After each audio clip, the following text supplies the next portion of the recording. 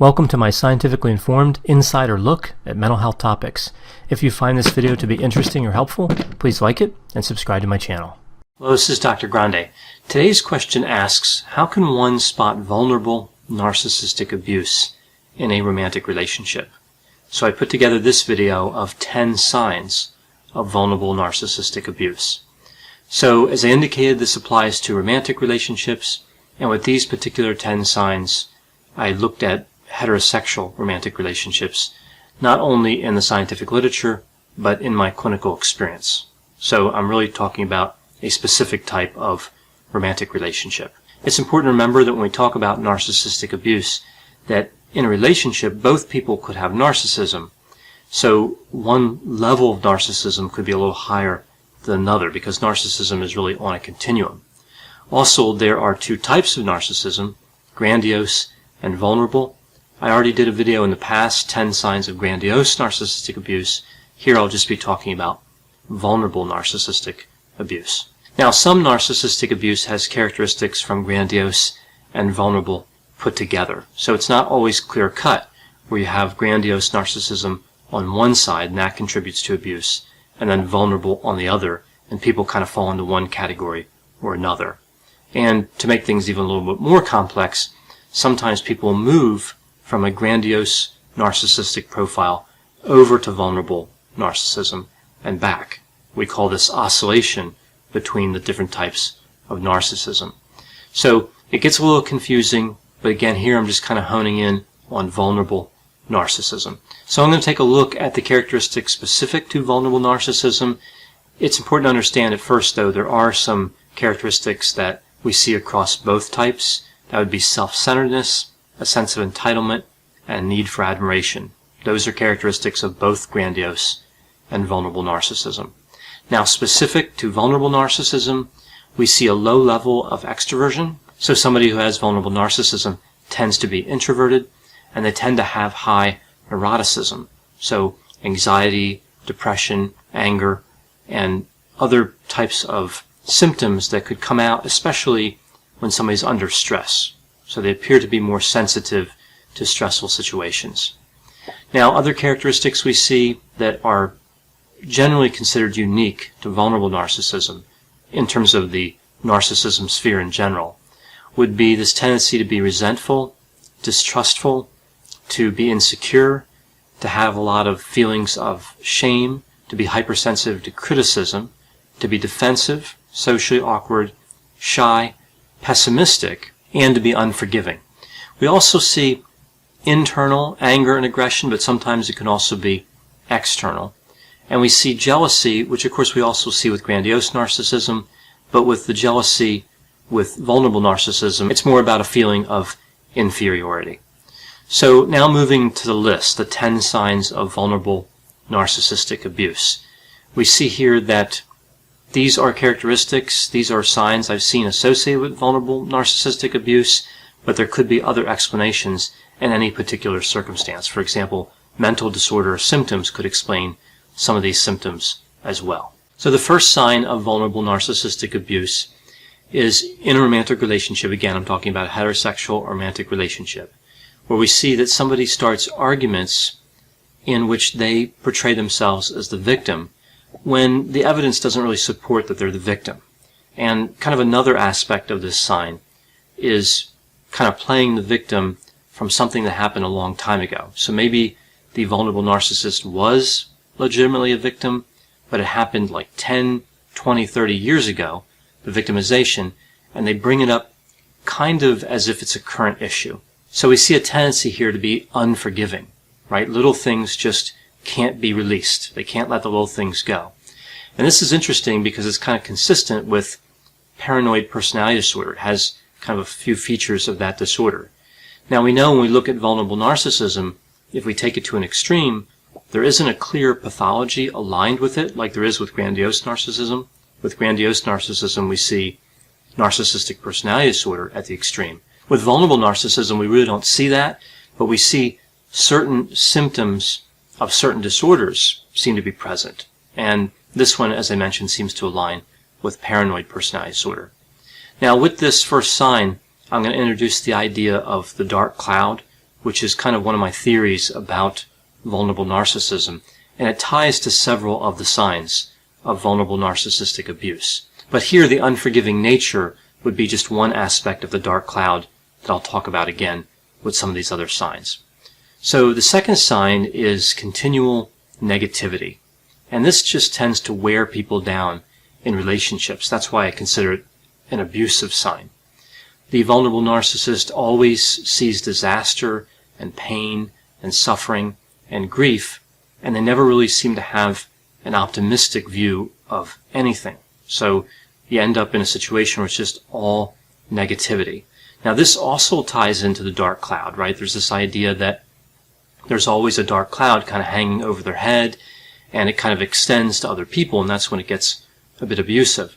But this aspect of the dark cloud is more in general and not really specific to a person. So to talk about the dark cloud as specific to a person, I'm going to move to the third sign of vulnerable narcissistic abuse. And that would be the specific dark cloud. That's what I call it. And this is specific to a romantic relationship, to one particular romantic relationship.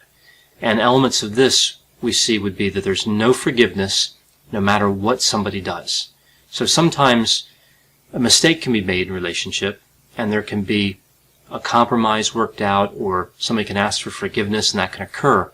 But with this specific dark cloud, no matter what somebody does, forgiveness won't occur. There's no remediation. There's no fixing the problem. The way I've heard described by people in clinical settings is they feel as though they're hated by the vulnerable narcissist. So they always feel like that hatred is there, whether they're being actively abused or not. There's this sense that there's this constant hatred. There's no forgiveness. There's no way to set things right with the vulnerable narcissist. At least that's one sign of vulnerable narcissistic abuse. Now, to move on to the fourth sign, we see that there are a lot of non-productive arguments that occur in the context of these relationships. There's no progress, and just like with the third sign, there's really no compromise. No compromise occurs that kind of heals whatever the argument is about. So the argument just continues, and it's kind of a war of attrition, right? There's no response that's adequate. Just like the third sign, there's nothing that can be said that can fix it. So it just becomes this war of attrition. It's simply just abuse. It's arguing just to cause pain because there is no acceptable solution.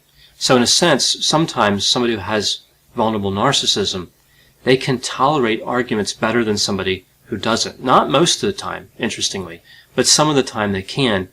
And they can use this ability to just wear the other person down. I think the grandiose narcissist actually has more of this ability. But when we see it activated in vulnerable narcissism, it can be strong. I usually think of it with vulnerable narcissism as much more time limited, though. Because again, eventually the vulnerable narcissist isn't going to want the argument either. And then what I find is that they want to end the argument quickly. So they look for a resolution to the argument really quickly after they've been causing the argument for days or weeks. So that's the fourth sign, non-productive arguments.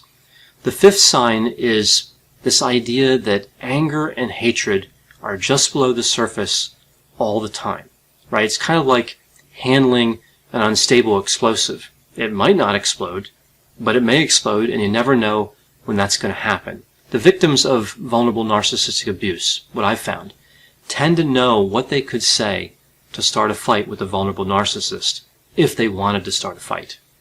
So it's not like they have to have a few tries to say something to cause the fight. They always know the right term or subject matter or whatever they can bring up, the right topic that can generate a fight. Not that they would do this, but it's always having that knowledge. Again, the anger and the hatred just below the surface and very easily activated. The sixth sign of vulnerable narcissistic abuse is when somebody in a romantic relationship like this accuses the other person without evidence on a regular basis, and this tends to be around like affairs and infidelity, like so accusing somebody of having too much interest in another person, right? So they're highly jealous. And this moves back to kind of the victim dynamic, and this is interesting because it connects back to some of the symptoms we see with two different personality disorders, borderline personality disorder, as well as paranoid personality disorder, which I mentioned before.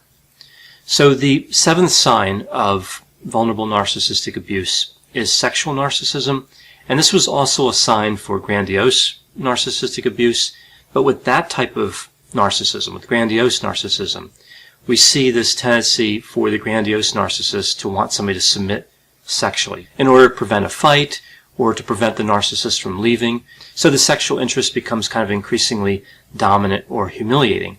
With vulnerable narcissism, it's a bit different. The pressure to have sex is to prove that you love that person enough, to prove that you won't leave them. And this really ties in quite strongly with characteristics we see from borderline personality disorder. So here it's not so much about kind of domination, but a continual need to prove that you love someone enough. And ostensibly, of course, the act of sex kind of proves that, but of course it really doesn't, and this just leads to other problems. But either way, this type of sexual narcissism characterizes vulnerable narcissistic abuse. Sign number 8 involves poor listening skills. This seems to be a problem with both grandiose and vulnerable narcissism, but what's interesting about vulnerable narcissism and this sign is the poor listening skills are often disguised as good listening skills. So it's not always obvious that somebody's not listening, which kind of speaks back to another term used for vulnerable narcissism, which is covert narcissism, kind of suggesting that this type of narcissism is a little harder to detect. And with sign number 8 here, the poor listening skills, we can see that seems to be the case. So what happens is that somebody who has vulnerable narcissism can attend to a conversation good enough to kind of pass as a good listener, while really they're off in their own world. So this really speaks to kind of the low extroversion characteristic or the introversion characteristic.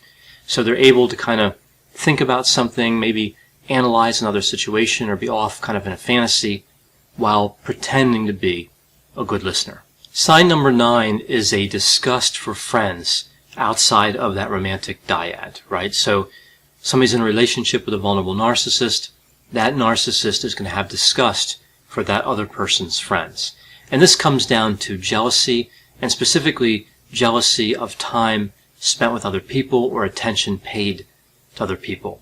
So if you're on the phone with somebody like a friend and the vulnerable narcissist kind of comes into the room, they want you to end that phone call, they want your attention. That's really kind of the jealousy component taken to an extreme. And what they might say is you're not prioritizing well, you're not putting them first, so there's kind of a guilt trip that's played in the situation. And if we look at the scientific literature, this gets connected to the high attachment anxiety that we see with vulnerable narcissism, and also the possessiveness, which is really a key component of vulnerable narcissism in romantic relationships. So moving to the last sign of vulnerable narcissistic abuse. I save this one to the end because I think it's kind of important in how it differentiates grandiose narcissism from vulnerable.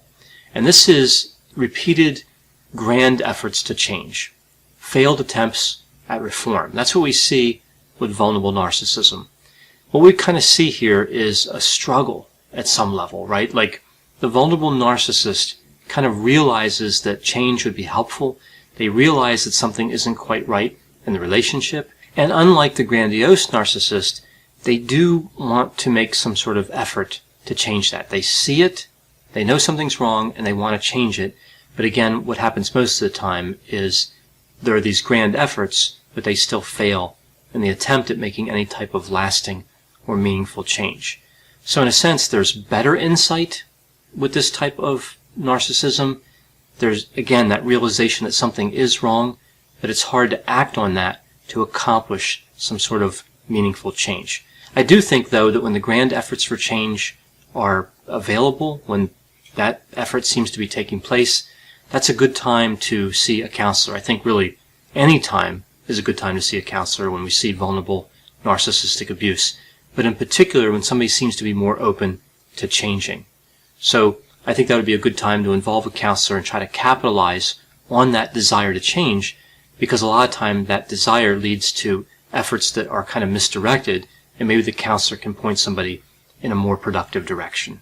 So I know whenever I talk about narcissism and abuse in these different topics. There are going to be different opinions, people that agree and disagree with me on different points. Please put your opinions on this in the comments. It always generates a really interesting dialogue. As always, I hope you found this description of 10 signs of vulnerable narcissistic abuse to be interesting. Thanks for watching.